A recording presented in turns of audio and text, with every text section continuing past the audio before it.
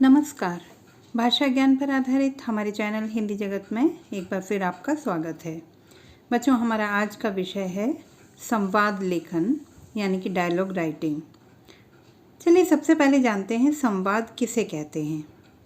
संवाद का अर्थ है दो या दो से अधिक व्यक्तियों में परस्पर बातचीत, यानी कि संवाद के लिए वक्ता और श्रोता दोनों का होना आवश्यक है।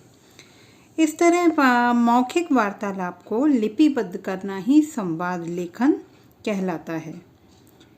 शब्दकोश में संवाद शब्द के अनेक अर्थ दिए हैं, जैसे कि बातचीत, कथोपकथन या वाद विवाद करना आदि।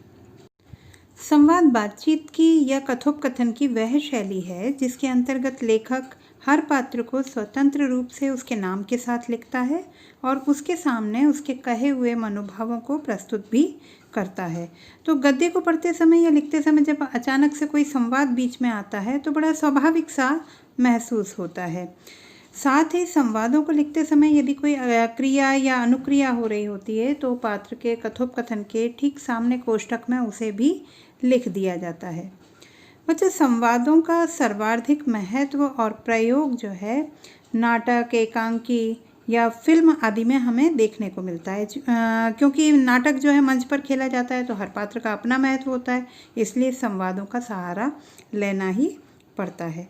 चलिए देखते हैं क्या हैं संवादों की प्रमुख विशेषताएं। सबसे महत्वपूर्ण बात कि संवाद छोटे, स्वाभाविक और रोचक हों ताकि पाठकों या श्रोताओं का ध्यान सहज ही अपनी ओर आकर्षित कर सके। परस्पर संबद्ध हों।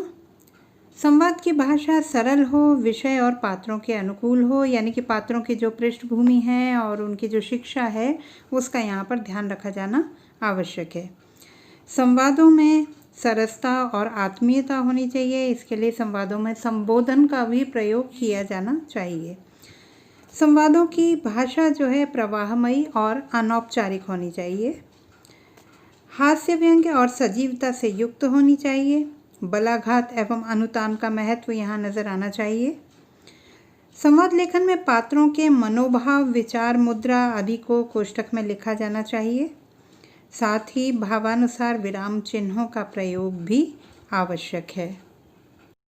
बच्चों, अब बात करते हैं संवाद लेखन के मुख्य बिंदुओं की, यानी कि वे सभी बातें हैं जो कि संवाद लेखन से पूर्व हमें अच्छी तरह जान लेनी चाहिए।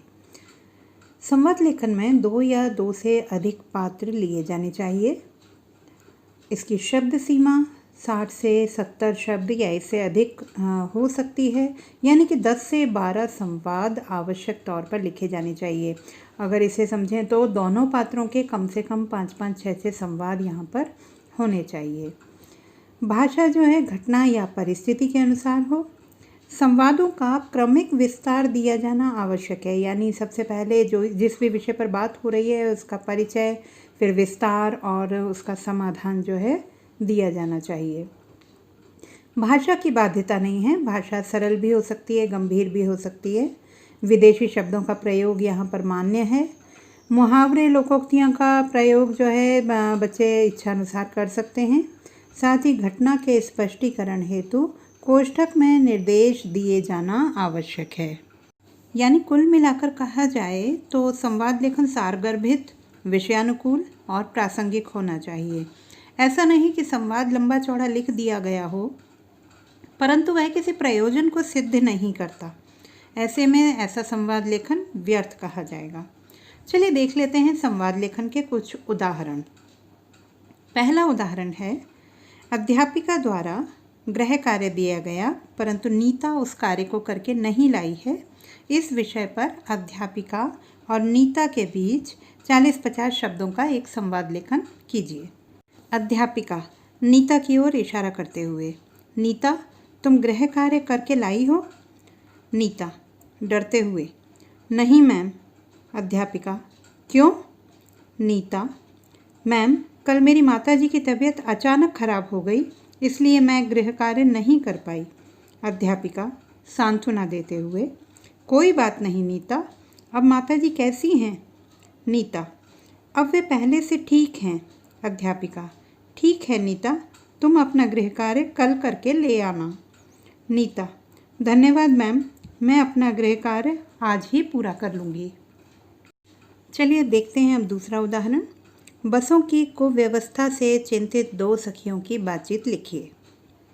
आशा, देखो ना, 1 घंटे से ज़्यादा हो गया, अभी तक बस नहीं आई। कविता चिंतित स्वर में, हाँ आशा, अब तो यह प्रतिदिन की बात हो गई है। आशा, अब क्या करें, समझ नहीं आता। क्लास शुरू होने में अब केवल 20 मिनट बचे हैं। कविता, काश हम भीड़ से भरी पिछली बस ना छोड़ते। आशा परेशान होकर, लेकिन कविता, उस बस में तो हम चढ़ भी नहीं पाते। कविता, अब क्या करें। आशा निराशा से, चलो अब तो ऑटो रिक्शा से ही जाना पड़ेगा। अन्य उदाहरण में देखते हैं। हवाई यात्रा में आपका सहयात्री आपका प्रिय फिल्म कलाकार है, दोनों के मध्य संवाद लेखन कीजिए। Ayush, hello sir. Salman, hello, क्या आप मुझे जानते हो। आयुष, जी हाँ, आप सलमान खान हैं, सुपरस्टार। सलमान, तो अब तक ऐसे क्यों देख रहे थे। आयुष, डर रहा था, सोच रहा था कैसे बात करूं। सलमान, अच्छा, यह बताओ मेरी कौन कौन सी फिल्में देखी हैं तुमने।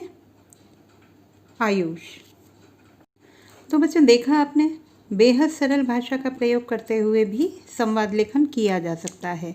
इससे उसकी स्वाभाविकता बनी रहती है और मौलिकता नष्ट नहीं होती। आशा करती हूँ आपको आज का यह वीडियो अच्छी तरह समझ आया होगा। यदि आपको मेरा यह वीडियो पसंद आया हो तो कृपया लाइक एवं शेयर करें। यदि अब तक आपने मेरे चैनल को सब्सक्राइब नहीं किया है तो कृपया सब्सक्राइब करें और बेल आइकन का बटन दबाना ना भूलें, ताकि मेरे नए आने वाले वीडियो की तत्काल सूचना आप तक पहुंच सके। आपका दिन शुभ हो। धन्यवाद।